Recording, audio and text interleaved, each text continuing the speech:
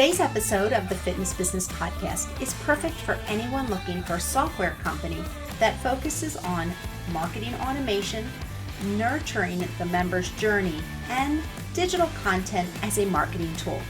I hope you enjoy today's episode.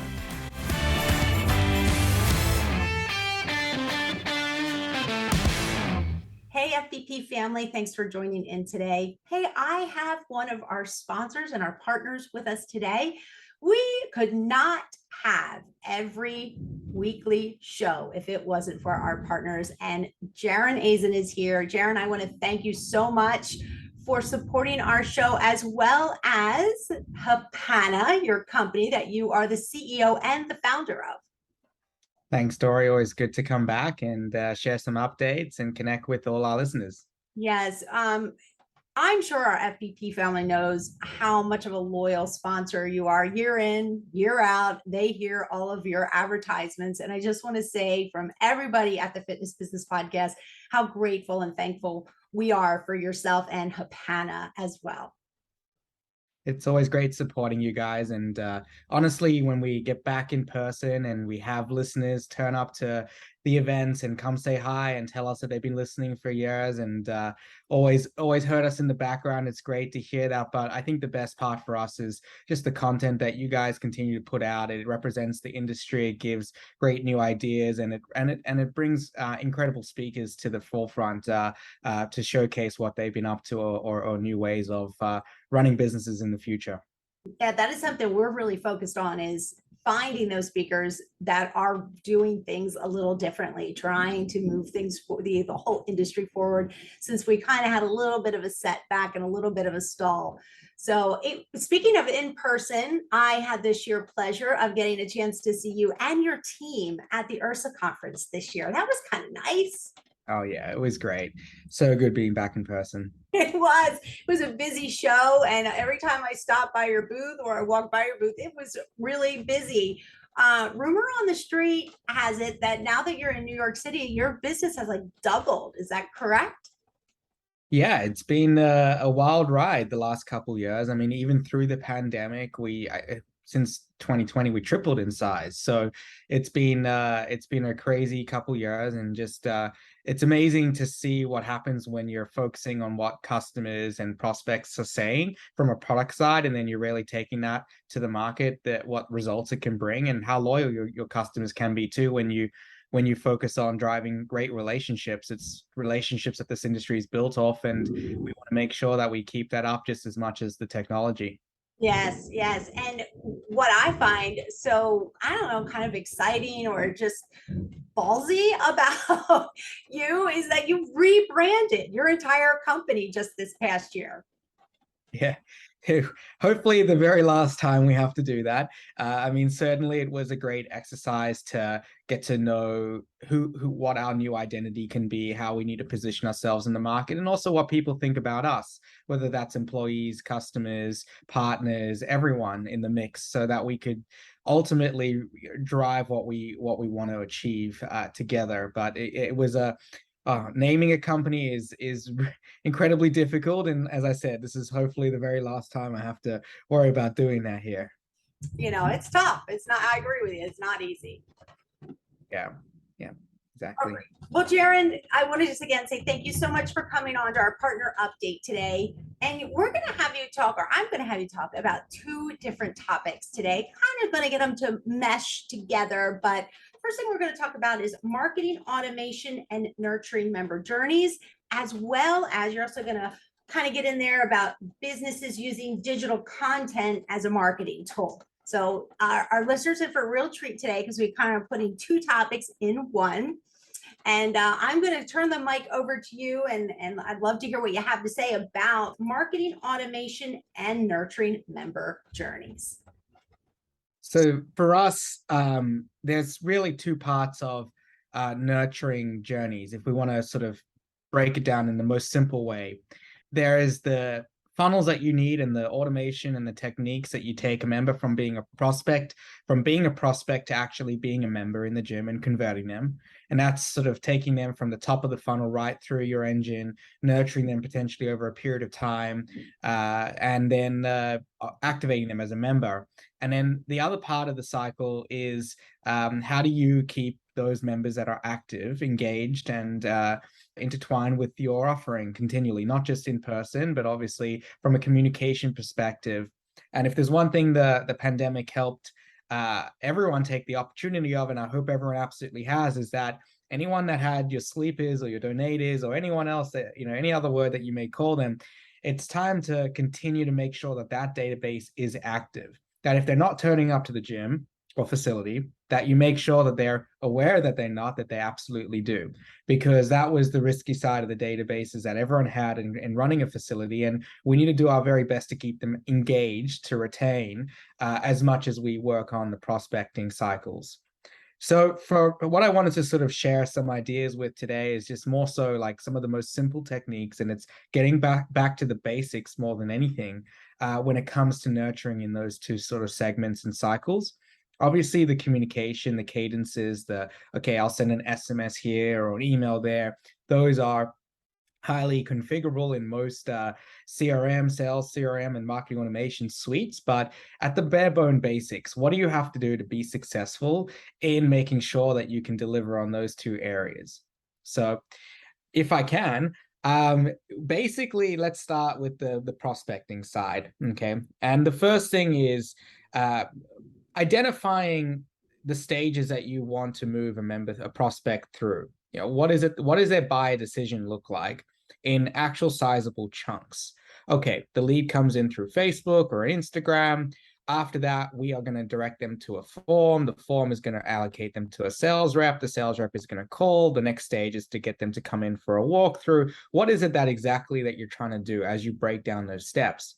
And if you're a boutique, that will also look incredibly different because most of the time it's self-service. And so your prospecting cycle is, here's a form to create an account to basically buy an introductory offer. And everything else behind the scenes is just getting you to turn up to your very first class, to actually attend your first class. And what are those key triggers beyond that point to actually convert to a full-blown membership? And so whether it's you're running a boutique studio or a big box, the very first step is to really identify that buyer journey. And honestly, each time that you identify those pipeline stages, what you want to do is the most simple technique. Let's say that one of the stages is that they make their very first booking or they turn up for their very first attendance. That's their first sort of milestone to get them towards. And the second immediately after that is their second attendance or second check-in at the facility. And that's normally happens that they normally check in 2 or 3 times before they actually go and convert to a full-blown membership. Maybe that's your sales cycle and journey. And I think that at each stages in these cycles, if they become stale in one of those columns, in one of those pipeline verticals or opportunity stages, that's when you need to really get clever in nurturing them. And the techniques to nurture them is ultimately what will pave the way for them to move to the next stage. So some of the things that we see our brands utilizing and each of these stages is basically setting up your cadences or your sequences or your workflows, depending on what systems that you're using. And if they get stuck in that stage, let's say that they've had their first attendance, and now until they get to their second attendance, which means they get unsubscribed from that previous workflow, they then get nurtured by email. Maybe they get as a call, they get scheduled as a task to a salesperson to reach out after day 10. Then there's an SMS that goes out on day 14. And you basically, I think the best results that we see across the platform is the brands that use a kind of an array and a diverse kind of array of different communication techniques. It's not just email, because maybe that member is not responsive to email as such, or prospect is responsive to email. And so if you start to rotate not just the types of ways the outreach is being done, okay, email, then SMS, then a call, and or the way that it's written, maybe they need a marketing style email, which is, fully designed, but then the very next week they need something that's written from the salesperson's perspective, like a plain text email. And we see even brands going as far as switching who the potential salesperson is, rotating those leads around. Maybe it wasn't person A that they were able to build a rapport with when they turned up on site and connected with, and now it's going to be person B. And so these are the most important techniques when trying to move these prospects through the stages, that at each time when they get stuck or stale in a pipeline, to rotate the different types of techniques of communicating and seeing ultimately what will work for that particular prospect.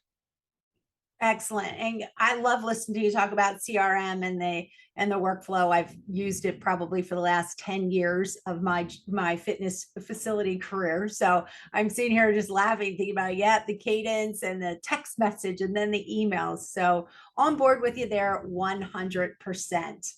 All right, so let's now transition and loop in about businesses using digital content as a marketing tool. So I'm gonna sort of link these topics together with the automation when it comes to retention-based activities, because using content in today's world, post the pandemic where we were shut and had to go online completely, they really work hand in hand. And so little things like gamifying the rewards of when they hit their 100th attendance or 200th attendance at the facility. Okay, it's 100, so it's not a crazy huge milestone, but what we're going to do is send them a text message, and in the app or something like that, the branded app experience, this is where you can use multimedia and other ways to reward these members. So it unlocks a particular banner, or alert pops up, or a push notification goes out congratulating them. But there's touch points also, again, across multiple mediums, depending on where they're going to react to it. And that's then when you use things like, let's say it's 1,000 attendance, so it's a huge milestone. In those circumstances, you may also choose to do other things. You may assign it to the GM at the facility, who's going to give you a personalized call. The banner's going to pop up and give you a promo code to refer a friend. And that's when you start to really get depth in the way that you're able to target these messages to different prospects or active members. Another way that we are seeing the multimedia come into play is also from the prospecting to conversion cycles. So targeting content behind like what would be normally a paywall, but let's say someone's on a 7-day free trial, or they've brought a guest, or it's a 5 for 25 introductory offer, whatever it's going to be.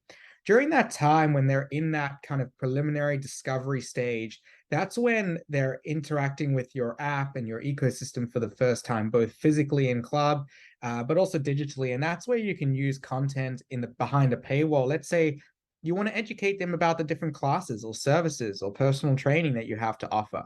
Enriched multimedia, videos, articles, recipes that targeted them based on educating them around what the facility has to offer in those first 7 or 25 days, whatever it's going to be.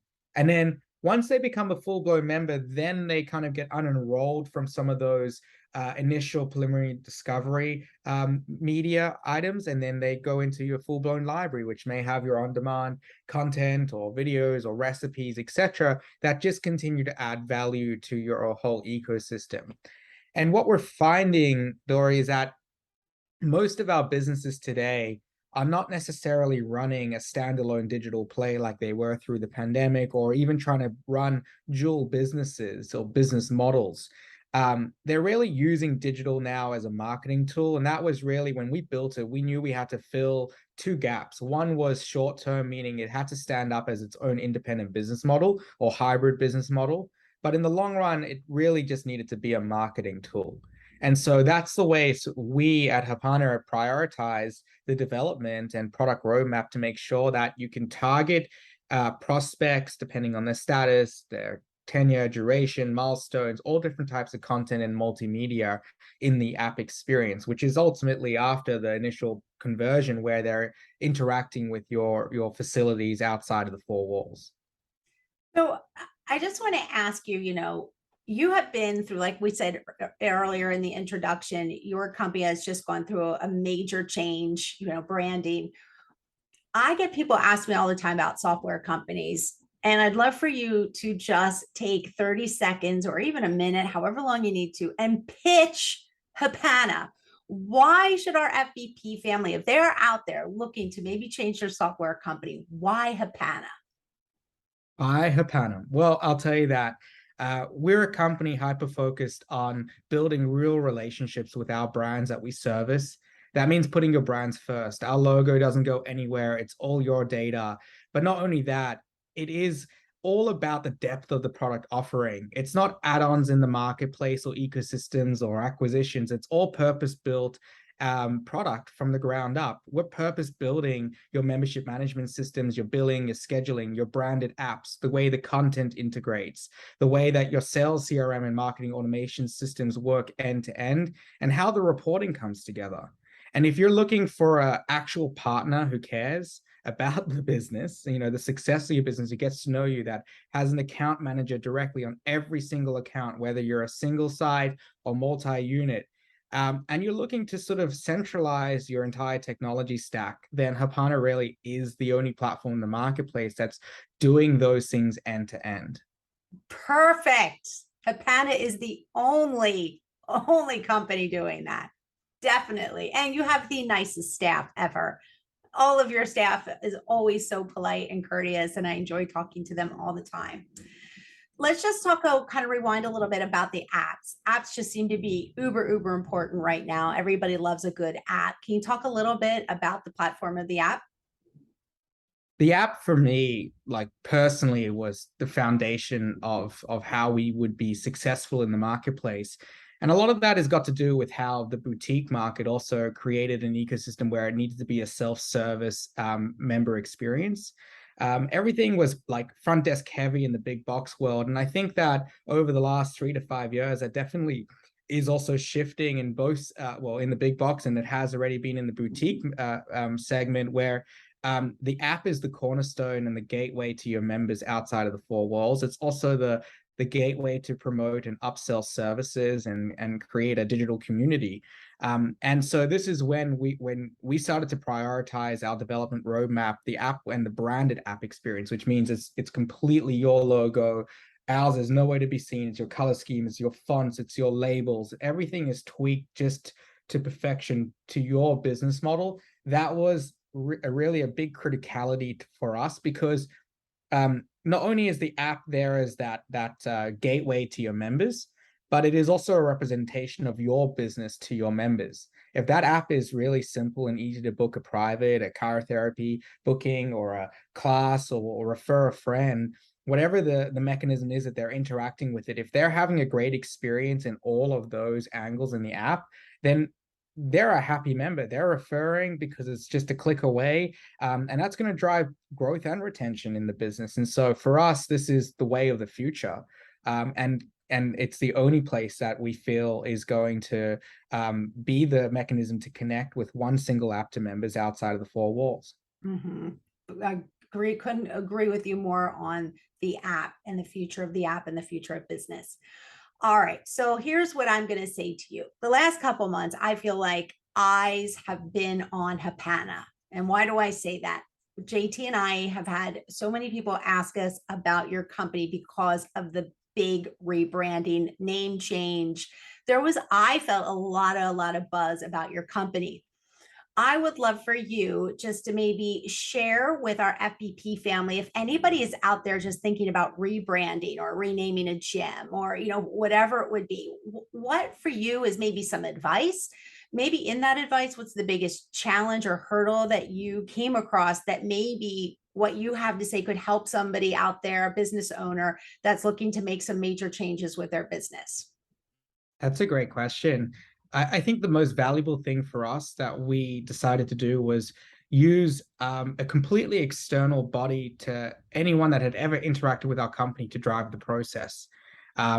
Anyone that's close in the company, it could even be employees or your current marketing agencies or whatever it's going to be, they know your business. They already have an idea around how you could potentially structure. And that's not a bad thing necessarily, but an independent body coming in there to make their assessments, to do their interviews, to really get to understand the business with fresh new eyes and present a new way of thinking is what's going to separate you. And that's what would justify, like, it has to be a material change to justify going through all the effort to rebrand and domains and logos and shirts and everything, right? It's a massive effort. And so I think that it has to be a lot different and have a lot of purpose, and having new independent viewpoints was the most critical factor for us.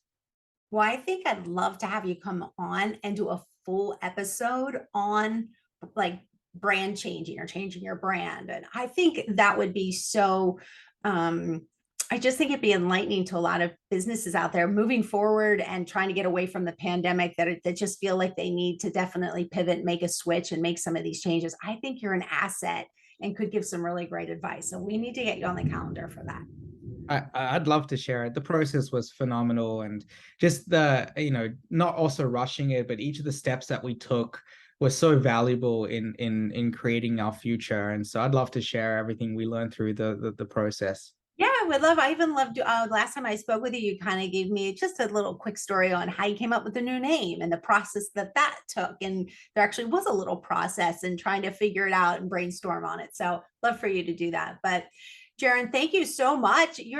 Again, we cannot thank you enough. And I'm sure our FBP family that loves that fitness business podcast, they thank you as well, because again, if it wasn't for Hapana and our other partners and sponsors as well, we couldn't put out a show every single week. Thanks, Tori. Always great to chat. Yeah, sorry, I didn't mean to cut you off there. All right, everybody out there, check out Hapana. Come on, check them out. They're cool, they're fresh, right? You said you've tripled your business, so you're doing something right. Yeah, check us out, hapana.com. See you soon.